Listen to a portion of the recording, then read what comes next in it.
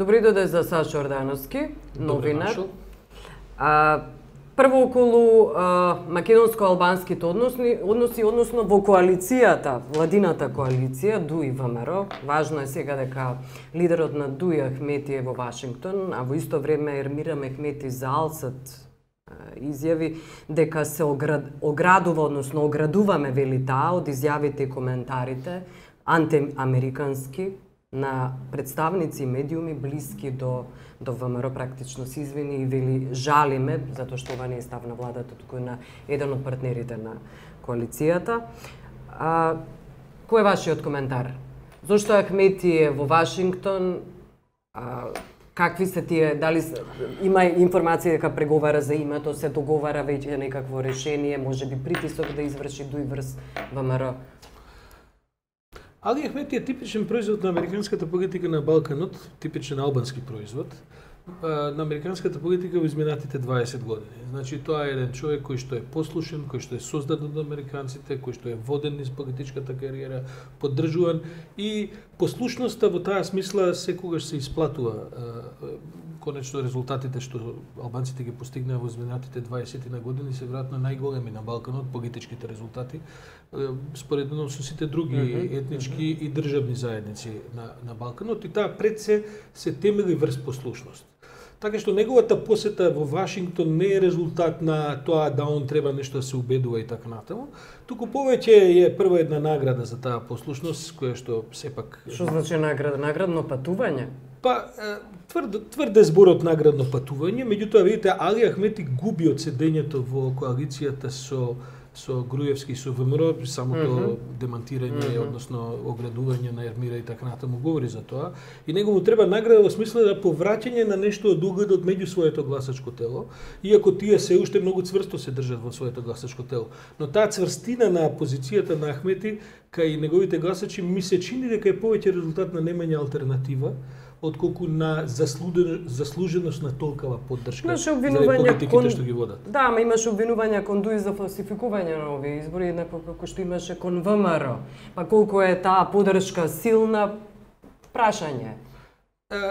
Имаше фалсификување, предпоставувам дека имало и кај албанските гласачи, но таа поддршка е доволно силна за да Али Ахмети не мора да се грижи за своите позиции политички во оваа констелација.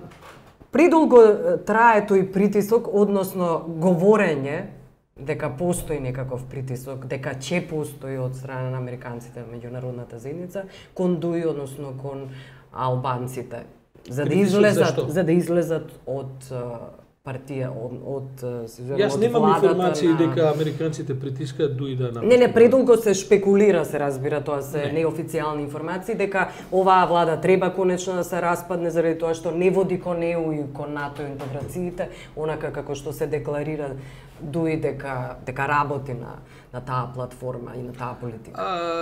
ДУИ сигурно сака да влезе во НАТО и во ЕУ повеќе од колку што сака Груевски ВМРО да помане. Меѓутоа ДУИ е свесен за собствената позиција дека тоа не можат сами да го направат.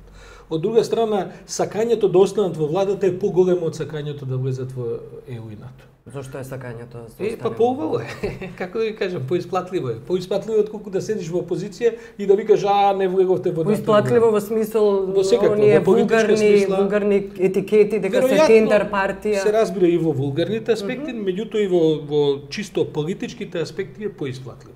Сепак е тоа позиција во која што вие имате цел еден апарат, имате позиција на моќ, имате позиција на влијание и таа во политичка смисла е поисплатливо отколку седење во опозиција. Добро, и околу името. Какви се шансите на вистина тоа се реши до јуни? Јас морам да ви кажам дека речиси да одбивам да го коментирам тоа, бидејќи немам поем какви се шанси. Има информации дека... Ја читам вестници како и сите други, но процесот е толку многу затворен, толку многу зависи од еден човек. Само од еден ли? Па да, од Груевски зависи. Тоа е апсолутно Грција исклучувате? Говорам на македонска страна. Значи процесот, бидејќи ја не знам ни Груевски што размислува, односно тоа што знаме дека нема шанси да се направи нешто. Но еве се ограничувам тоа да го тврдам бидејќи не знам што мисли човекот. Човекот има еден специфичен пристап по политиката, а пак за грците немам поим што се случува. Мислам можам да ви прераскажам што пишува во весниците. Очигледно дека тој процес нема да се реши со тоа што го пишува во весниците. Јас детектирам само еден помак, еден напредок ако сакате, во однос на тоа што се случувало пред 3, 4 или 6 години. Мислам дека и Атина и Скопје се повеќе во ситуација да прифатат едно малку наметнато решение отколку што беа тоа пред 3-4 години. Значи созреана е повеќе ситуацијата да притисокот и мало наметнување на некакво решение повеќе може да помине и во Атина и во Скопје отколку Кој би бил интересот на Грција сепак да се реши името? Тука е секогаш тоа под знак прашање, има информации дека претседателот Иванов има средба со Бајден, Самара со Обама, дека се готви некаков пакет.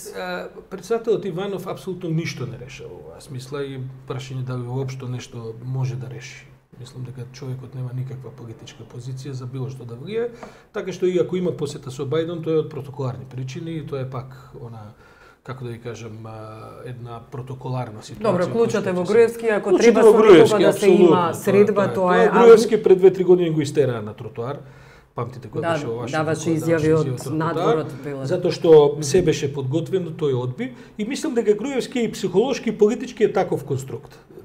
Мислам дека нема никој кој може да каже со сигурност што ќе се случува додека не се случи. Додека не се случи, да.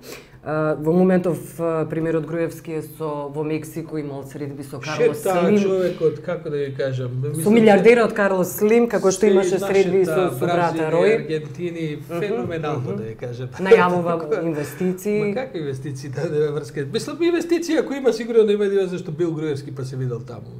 Инвестиции главно нема да има како што и ги нема. Меѓутоа се изнашета. А и да ви кажам право заслужува. Човекот, мислам, помина на вистина еден напорен дел предизборен и изборен. И сега му треба едно 3-4 недели одмор по Јужна Америка. Убаво бе Мексико, не знам дали сте били. Ја не сум бил во Мексико, али убаво. Но говорат дека било добро околу изборите. Велите се намачи примерот Груевски. Па видите, сега е прв тим на владата. Значи Гордана Јанковска беше шеф на изборниот штаб во Куманово и изгуби. Груевски беше шеф на изборниот штаб во Центар и изгуби. Ставлевски беше шеф на изборниот штаб во Карпуш и изгуби. Луѓето многу се намачи и стварно им треба одмор. И као што гледате, сите се разотидени на сунчење на скапи хотели, затоа што заслужија. Синоќа пренесовме ние едно интервју од порталот МКДМК. Интервјуто е на Владимир Тодоровиќ, човекот кој изгуби кандидатурата, односно градоначелничкото место од Жерновски. Тој таму признава дека се надевал на гласовите од Пустец. Како е можно да се признава фалсификување на избори без никаква санкција? Прво, морам да кажам дека за мене ја завршив со политиката на Владимир Тодоровиќ во моментот кога забрани продавање на фокус во Тинекс маркетите.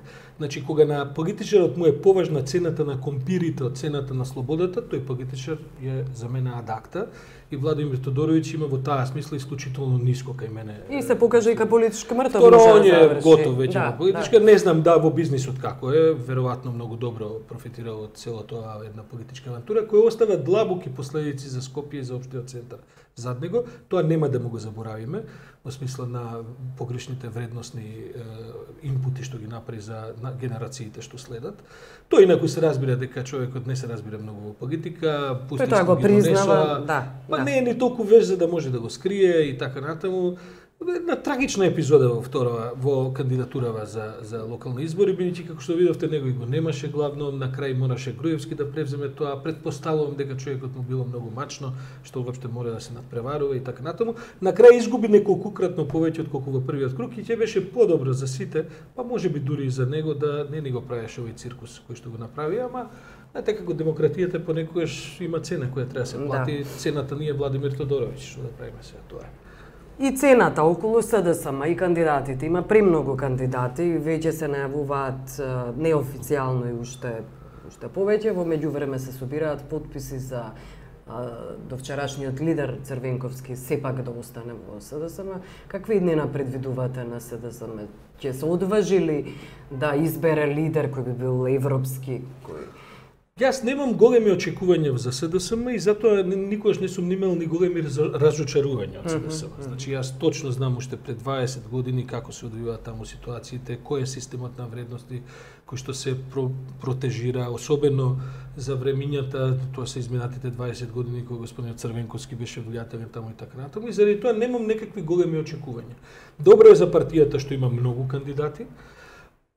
Јас од сите овие многу кандидати не гледам нешто исклучително ново што може да се покаже, да се посочи. Меѓутоа, од друга страна, видите, тоа е партија.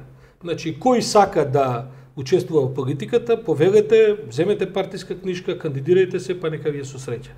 Кој неќе тоа да го прави, си има таа комоција како јас и вие денеска, си седиме јас и тива и да си ги оговараме. Добро, ги знаете кандидатурите. Од друга страна, бидејќи јас сум еден од оние што не мислат дека оваа ситуација во Македонија ќе се разрешува на демократски избори. Имено ја не мислам дека ВМРО ДПМН ќе падне со демократија, па заради тоа не е ни многу важно овој момент што се случува со СДСМ.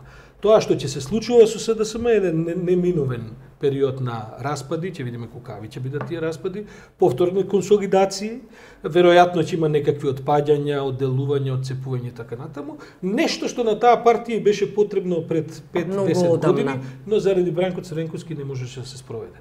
Враќањето на Црвенковски во СДСМ за мене ќе значи од аналитички аспект, од надвор гледано, ќе значи маргинализирање на партијата. Таа ќе продолжи да постои, ќе осваја некакви поени што ќе. Но не верувам дека тој би се согласил. Ќе доживее од прилика судбината на Пасок. Така што има таму струи кои се разбира сакаат да го видат Црвенковски назад и покрај неговото по трети, четврти пат кажување дека нема да се кандидира, но јас мислам дека тоа ќе маргинализира партијата до ниво на грчки Пасок.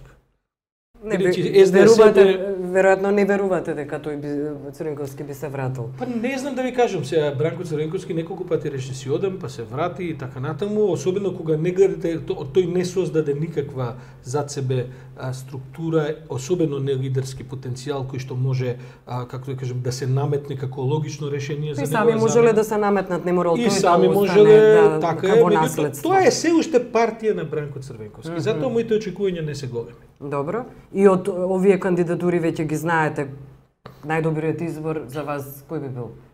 Немам јас никакви фаворити во таја. Не фаворити. Тука има многу солидни луѓе. Па слушате, јас ја знам Шекеринска, Заев, ги знам практично сите. Да. Може најмалку го знам господин Кирен Наумов.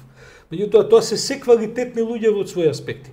Но тоа дали се они добри за овој момент, за лидерско место, јас мислам дека некаков свеж 35-40 годишњак, добро образуван, без никакви баласти и да кажем сосема ново име може. Па не може би сосема ново, меѓутоа некакво поново име ќе беше подобро решение отколку бирање председател од подпредседатели и од бивши председатели на СДСМ. Но гледате, пак ќе кажам, тоа е СДСМ. Не заборавете, таму не бира јавноста, бираат 700 делегати. Значи, тие 700 делегати ќе си го одберат својот иден председател и нека им со среќа. Добро, и околу најавите за нови партии на Стефче Јакимовски и Владо Бучковски? Се е тоа логично, ако видите Стефче Јакимовски какви проблеми имаше и што се мораше да вети и да се заложи и така натаму, нормално. Еве сега најави и приклонување кон ВМРО.